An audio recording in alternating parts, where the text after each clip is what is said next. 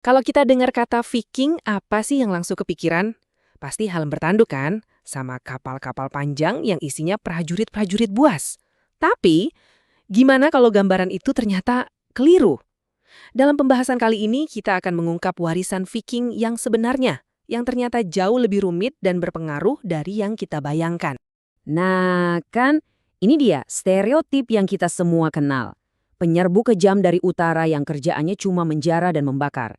Tapi, apa iya cuma itu aja peran mereka dalam sejarah?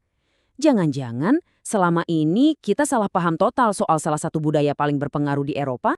Ini dia argumen tandingannya yang wah berani banget. Ada sejarawan yang bilang kalau Viking itu bukan sekedar catatan kaki penuh kekerasan dalam sejarah. Bukan, mereka adalah pilar fundamental peradaban barat, setara dengan Yunani, Romawi, dan tradisi Yudeo-Kristen. Yuk kita bedah gagasan ini.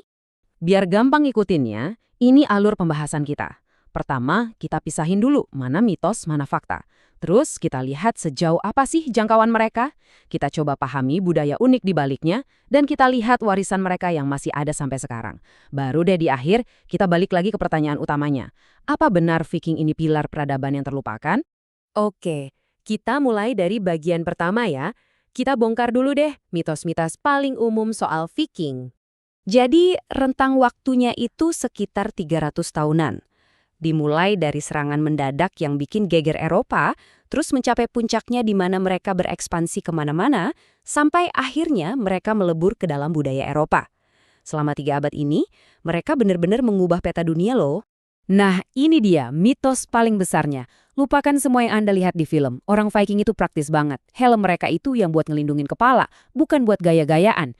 Coba bayangin deh, ada tanduk di kepala pas lagi berantem. Gampang banget ditarik musuh kan? Ide yang buruk sekali. Sip, mitos helm bertanduk udah beres. Sekarang kita lihat apa sih kerjaan mereka sebenarnya. Ternyata aktivitas mereka jauh lebih beragam dari sekedar merampok. Jangkauan mereka ini benar-benar luar biasa. Mereka bukan cuma jadi momok di satu wilayah, tapi mereka adalah pemain global.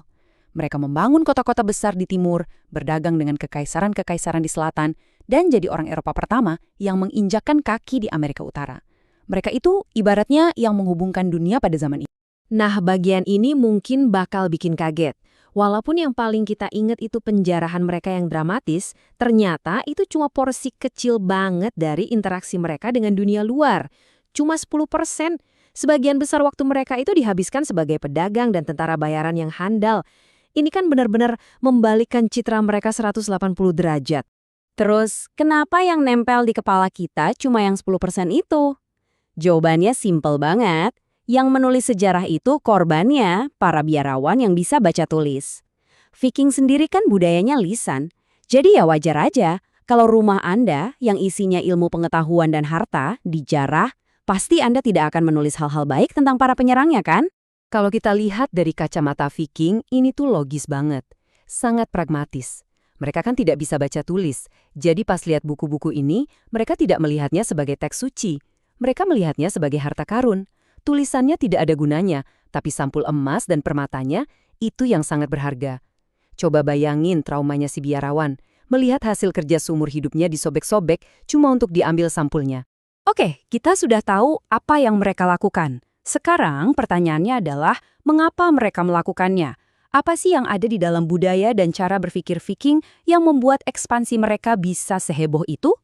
Nah ini konsep intinya. Kekaisaran besar itu kekuatannya ada di jumlah orang yang banyak, organisasi yang kaku, dan mereka sanggup rugi. Nah budaya perbatasan seperti Viking ini kebalikannya. Mereka tidak punya semua itu. Keunggulan mereka justru terletak pada energi individu yang tangguh, keterbukaan untuk inovasi, dan yang terpenting, kemampuan untuk menjadi super oportunistis, melihat peluang di mana saja. Jadi, oportunistis di sini bukan berarti negatif ya, tapi ini adalah strategi bertahan hidup. Mereka harus pintar memilih-milih pertempuran. Kalau lawannya lebih lemah, ya mereka jarah. Tapi kalau lawannya lebih kuat, mereka akan jadi teman atau rekan dagang.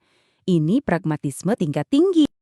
Tentu saja, semua ini tidak akan bisa terjadi tanpa teknologi rahasia mereka, kapal panjang atau longship. Kapal ini benar-benar keajaiban teknologi pada zamannya. Cukup ramping untuk menyusuri sungai sampai ke pedalaman, ke tempat-tempat yang tidak pernah menyangka akan diserang dari laut, tapi juga cukup tangguh untuk menyeberangi Samudra Atlantik. Ini adalah alat yang sempurna untuk budaya oportunistik mereka. Dan struktur sosial mereka pun sangat mencerminkan hal ini. Mereka sangat komunal dan egaliter. Mereka tinggal bersama di rumah panjang, menghabiskan malam-malam yang dingin dan panjang dengan minum-minum, dan, nah ini kuncinya, berbagi cerita. Poin soal berbagi cerita ini akan jadi sangat penting nanti. Oke, sekarang kita sampai ke inti dari argumen ini. Mari kita hubungkan tindakan-tindakan Viking ini secara langsung dengan pembentukan dunia modern kita sekarang. Ini benar-benar bikin melongo sih. Nama Rusia itu berasal dari suku Viking Rus. Normandia di Prancis itu secara harfiah berarti tanah orang utara. Kota Dublin di Irlandia itu mereka yang bangun. Dan keturunan mereka, bangsa Norman, adalah yang melakukan penaklukan besar terakhir atas Inggris. 4 negara besar Eropa, cetak birunya dibuat oleh bangsa Viking. Dan jangan lupakan fakta yang luar biasa ini. 500 tahun sebelum Columbus, para penjelajah Viking ini sudah menyeberangi Atlantik yang ganas dan mendirikan pemukiman di Newfoundland, Kanada. Mereka benar-benar penjelajah terhebat pada masanya.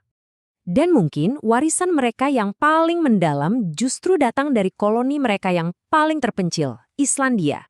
Di sana, mereka menciptakan parlemen pertama di dunia, semacam eksperimen awal dalam pemerintahan demokratis. Dan di sana jugalah akhirnya cerita-cerita lisan mereka dituliskan menjadi saga. Karya-karya sastra epik yang menjadi dasar bagi banyak sastra modern.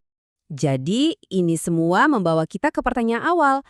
Dengan semua kontribusi ini, politik, sastra, eksplorasi, kenapa mereka tidak dianggap sebagai pilar peradaban? Jawabannya, ternyata terletak pada pandangan dunia mereka yang sangat unik. Perbedaan cara pandang ini fundamental banget. Bagi orang Yunani, tujuannya adalah untuk menonjol di ruang publik. Bagi orang Romawi, adalah untuk berbakti pada tradisi. Tapi bagi Viking, komunitas adalah kumpulan cerita yang hidup. Tujuan hidup setiap individu adalah melakukan perbuatan hebat, petualangan, penjelajahan, keberanian, agar layak untuk ditambahkan ke dalam kisah kolektif bangsa mereka. Jadi, ayo kita rangkum. Fondasi negara, prototipe demokrasi, dasar sastra, dan jaringan global pertama. Warisan mereka ada di mana-mana, seringkali tersembunyi di depan mata kita. Mereka lebih dari sekedar penjara, mereka adalah pembangun dunia. Jadi, saya tutup dengan pertanyaan yang sama seperti saat kita memulai. Setelah melihat melampaui stereotip, setelah memahami jangkauan dan warisan mereka, bagaimana menurut Anda? Apakah sudah waktunya untuk memberi mereka tempat yang selayaknya sebagai salah satu pilar pembentuk dunia kita?